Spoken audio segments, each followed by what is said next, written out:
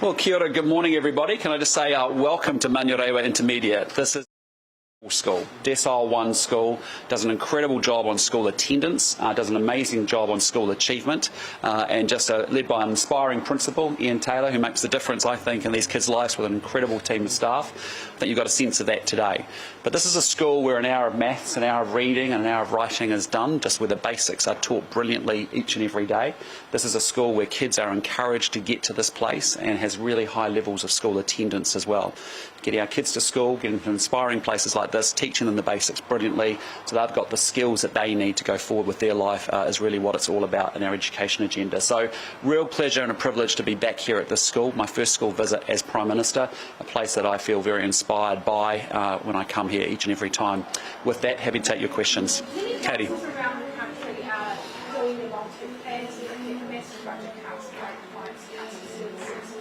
What is your government going to do to other councils? Yeah, look, I mean, we're going to work with councils in a different way, as we've said through the course of the campaign. All three parties actually want to make sure that we're investing in regional infrastructure in particular.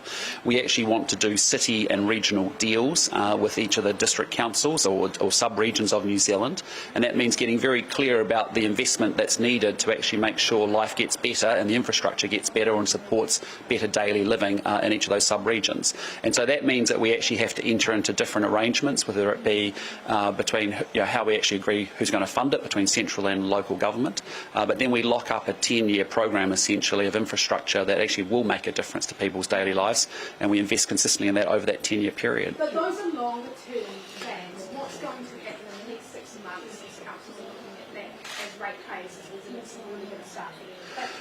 Yeah, well, in fairness, we've just been sworn in this week. We need to be able to get Simeon Brown, our local government spokesperson, I know has already got a big series of meetings. He's meeting with Mayor Brown, for example, today here in Auckland, to start those conversations about how we work together, and we'll get around the rest of the country and have those conversations. In many cases, many of the councils have actually been talking with us and have been preparing for our government and actually been thinking deeply about what partnership they want to be able to have with central government, and we want to pick those conversations up with them.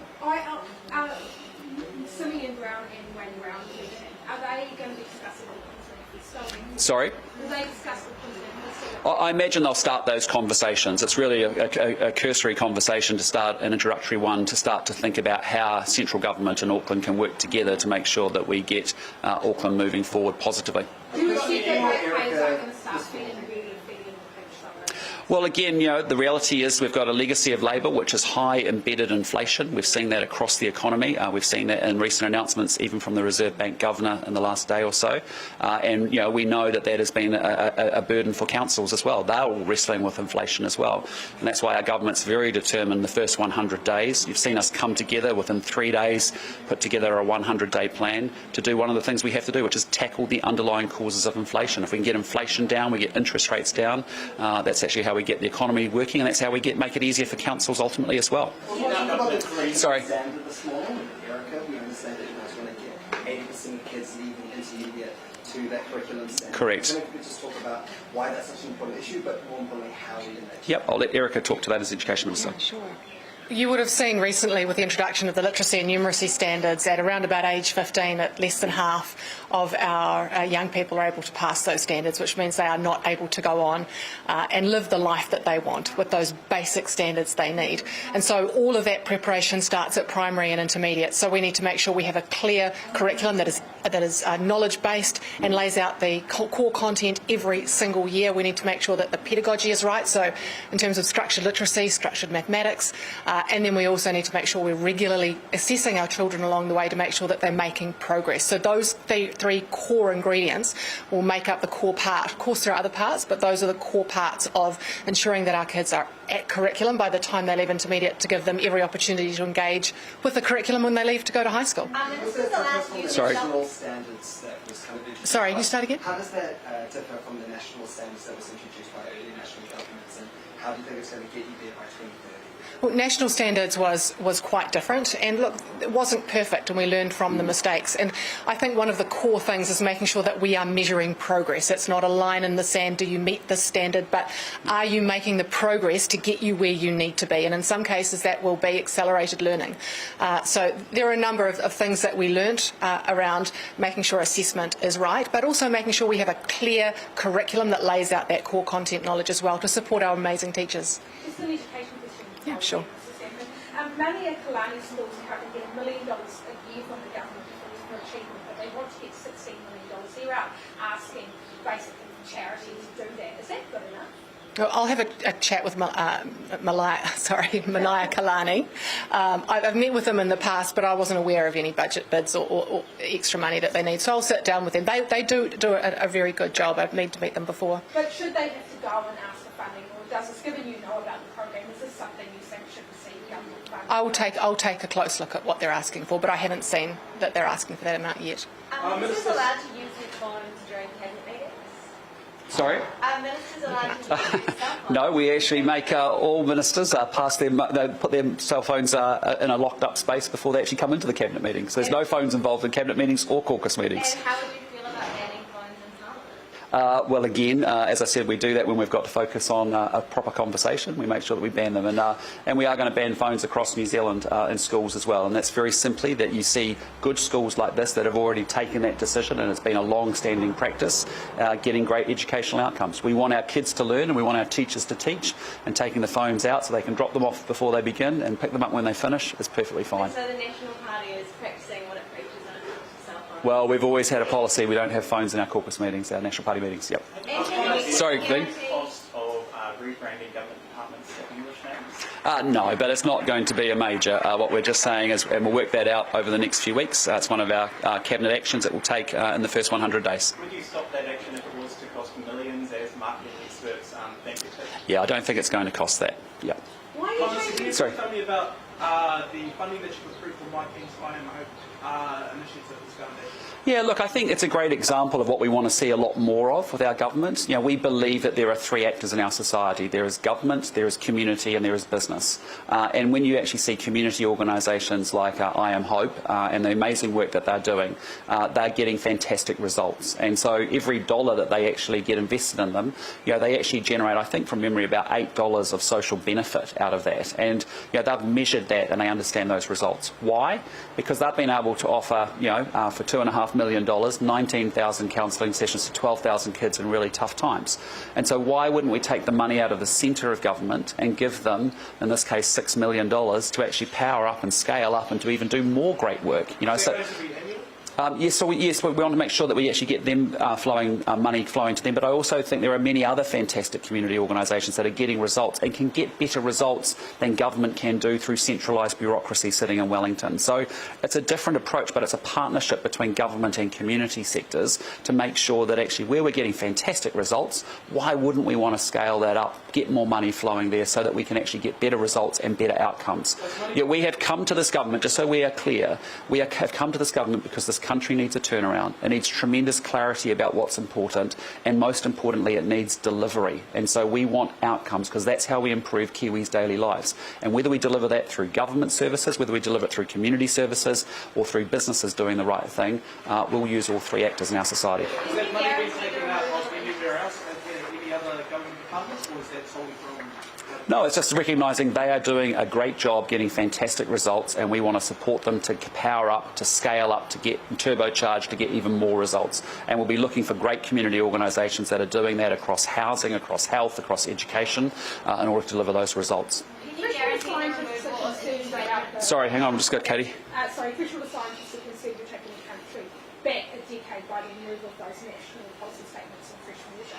What do you say to that? I disagree completely. You know, what we're wanting to do is make sure that actually those standards are working for all people who have an interest in water, of which there are many, and we're actually going to work our way through making sure that we're updating some of those statements so they're actually working for more people. Why do you say they're not working at the moment, though? Scientists are saying they're working. Why do you disagree? Well, we're just saying in many cases on fresh water we want to be able to take a catchment approach, and I think that has been a very successful outcome. We've seen a number of projects up and down the country where the goals are set of improving water quality. We've got catchments and people working together in catchments, and they've actually done some fantastic results. So it's just a need of us to continue to improve and to continue to update and to make sure that we've got the settings right, to make sure that we are improving our environmental standards and also making sure that people who have access to water have access to water. So you disagree with the scientists who say it's leaking on the I'm not. Well, I'm not disagreeing with them. I'm just saying, but there's more that we can do, and that's what we want to do. We want to do it in a different way, and we're going to improve it. And do you have a policy at the moment of not fronting some of your ministers this week? Because we've asked multiple times for interviews with ministers. No, not at all. We've been very busy. All of our ministers every day this week have been in what we call ministerial induction. So we've actually been working with different CEOs and different officials, and we've had all of our cabinet and ministers outside of cabinet in induction for 3.5 hours each and every morning. So that's been a big focus of them. As you can well imagine, they've also been taking full-on briefings from all the departments. They've been going through the briefings for incoming ministers. So I just say to you, I think in 4 days we've done an incredible job of actually hitting the ground running. We're getting into it. We've already launched a 100-day action plan that's required all ministers to understand their contribution and what we're expecting them to lead for and deliver for, and hold them accountable for delivering. So I think we're doing a good job of making sure that our ministers are actually getting to work, getting busy, getting up to speed quickly, and we'll certainly be available for media. Do you anticipate personnel changes at some of those ministries? Andrew Costa, for instance, or maybe ambassadors like Kavamela? Again, those are conversations that respective ministers, as they get their heads around their briefs and around their departments, in due course, as those conversations come up, they'll deal with those at that time. So you're going to be making pay gap reporting literally? Again, I haven't been briefed on that sufficiently to be able to give you enough comment about when and how and if. Yep. The last thing I want to ask was World Health Organization. We've made some changes there. So first, can you talk a little bit about those changes? All that we've asked for is just to take a beat as a new government that literally has been sworn in this week. We're conscious there's a number of decisions that have been put to us that have been committed to by the previous government. All we're wanting to do is take a beat and understand and perform a national interest test, and then move forward from there. Sorry? Labour is likening that conspiracy theory. Yeah, look, no disrespect. I don't listen to the Labour Party. Yep. But do you believe that the World Health Organisation No, it's just we're just taking a beat as a new government coming in to say, hey, listen, before we sign up to any international agreements, we are always going to act in New Zealand's national interests. We want to make sure that there is a national interest test that has been met, and then we'll move forward on that basis. Have you seen, though, there is a conspiracy theory around the World Health Organisation? Do you accept there are some quite large conspiracy? Well, this has got nothing to do with that. This is about just simply a new government coming in place that's been in power just for 3 to 4 days, that has a decision upon itself, and as we want to be diligent and conscientious to make sure that we would sign up for things, we can deliver and meet our commitments, but also importantly that New Zealand's interests come first, that a national interest test needs to be performed before we actually sign up to international agreements, and it's a pretty a reasonable position to be in, I think. New Zealand asked Dr. Bloomfield to help write these regulations. Why wouldn't he be acting now? I'm sorry, but we're just a new government that's been appointed this week, sworn in. It's quite within our rights to actually say before we sign up to international agreements, it's not unreasonable to ask for us to think through. We want to make sure a national interest test has been met, and we'll move forward on that basis. Sorry? Have you or will you be talking to Dr. Bloomfield about these? I'm not sure, but all I'm just asking for is we've got a pretty standard operating procedure, which is we want to make sure that we will always act in New Zealand's national interests, and we'll make sure that the national interest test is met before we sign up to any international agreements. It's not an unreasonable thing to ask a new government that's 3 to 4 days into its role. Sorry. Can you guarantee that the removal of interest rate deductibility will be backdated until April this year? Again, we're working at that through with officials, and we'll work that through with our cabinet as well. But what we are clear about is that we are going to deliver income tax relief for low and middle income New Zealanders. We are going to unwind interest deductibility and restore and move the bright line test back from 10 to 2 years. That's what we've committed to doing. We're just working through, as you can understand, in 3 days we need to work through a lot of our detail with our officials, and then we take each of the decisions to cabinet, and we'll announce that in due course. One more question Yes. from us, for both ministers. With the removal of relationship-based guidelines such as consent education, experts have said that there will be an increase in sexual violence within the community. What do you guys think? Well, I mean, I'll let Erica talk to it a little bit more, but what we're sort of saying is, sex education is an important role for parents to play. It's also an important role for schools to play, and that will continue. All that has been raised with us over the course of the last year has been by parents about some of the sexuality training, and all we're asking for is, because we've been caught between curriculum, we want a well-defined curriculum agreed to by experts that actually make sure that the content is age appropriate, that parents have been consulted, and importantly that parents also have an ability to withdraw from the education as well. So we're just, what has happened is it's been very variable, but even within schools and between schools, because the guidelines have been just that, guidelines that have been variously interpreted, and they actually need a clear curriculum definition, expert opinion, age appropriateness, parents consulted, and then parents having an option to participate or not to participate. Just back on councils and long-term plans, do you accept that councils are still in a bit of limbo land at the moment because you are making some quite big changes and some big promises here, and that limbo's coming in time with Yeah, look, I acknowledge, the long-term plans, by the middle of next year needing to be completed. We've got things like unwinding Three Waters, which I understand.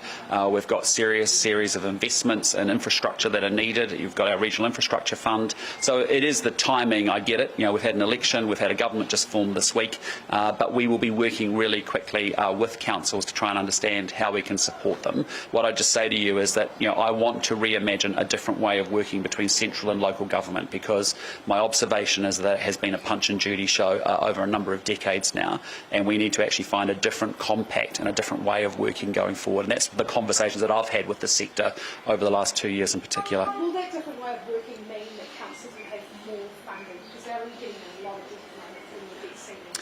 Can you guarantee under national Well, it is. there will be more money for like Yeah, so it's things like the Three Waters conversation. As we return those assets to local control and ownership, when you've talked to councils and they have come forward with their own ideas about how they want to structure that, so they have balance sheet separation, so they can access long-term debt, we're going to work with each of those sub-regions and those subgroups of councils to deliver that. But equally, we want councils to be incentivised for growth, and the reality is that the incentives in New Zealand haven't been necessarily that for local government. They go open up new housing developments or new housing zoning land.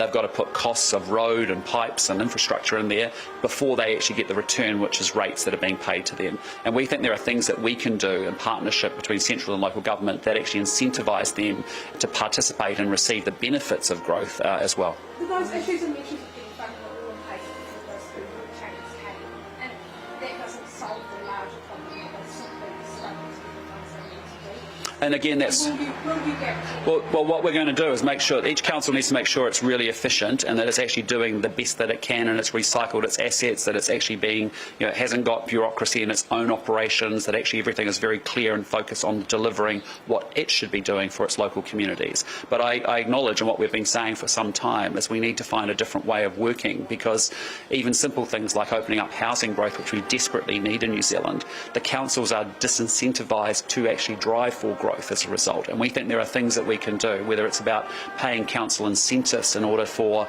every new house that might be built, or whether it's actually a sort of a half share of a GST or something like that. We're going to work through those mechanisms with them as part of and what we agreed in our coalition agreements, to make sure that we can work with councils to incentivise them to participate in the growth that we desperately need to see in New Zealand. And Auckland's port, sorry. Yeah. Auckland's port, do you think it should be moved? What do you think you said? There's obviously a proposal from Wayne Brown and from New Zealand Port State like to see it. Yeah, again, not a conversation that I've got into deeply or been fully briefed on yet, so I'll suspend my remarks until I have been. What about this idea Wayne Brown was going to this week about leasing housing? Do you think that's a good way to get it? Well, again, those are conversations that I'll let Simeon Brown and Wayne Brown have today, and at least they'll start those conversations and understand, what the thinking is, and actually see, and we'll form a view on that soon. What do you think are going to be the biggest roadblocks to getting to your curriculum standards by 2030? Erica, do you want to talk to that? Yeah, I'm sure. Look, obviously, the things that I mentioned earlier, at the moment, the reason that we are not able to get our young people to where they need to be is because we have a curriculum that hasn't been supporting them or our teachers. We have been following pedagogy that perhaps isn't based in evidence. And we haven't had a consistent approach to assessment, so we know where to put resource when things are going wrong. So as long as we can put those things in place, and I acknowledge that there are other parts to this puzzle as well, but those three big key areas of focus will be our areas of focus to make sure that our young people are at curriculum so that they can go on to access the curriculum at high school. You're confident that 2030 is achievable? It is a very ambitious goal, but we are a very ambitious government because I tell you what, you saw those young people in there. We cannot leave their lives to chance. We owe it to them to get this right, so we will do everything that we possibly can to make sure that they can live the life that they want. Okay, guys, can I say thanks so much? Appreciate it. Sorry, do you have a... Are you going to start having meetings with full treatment on ice? Do you understand that?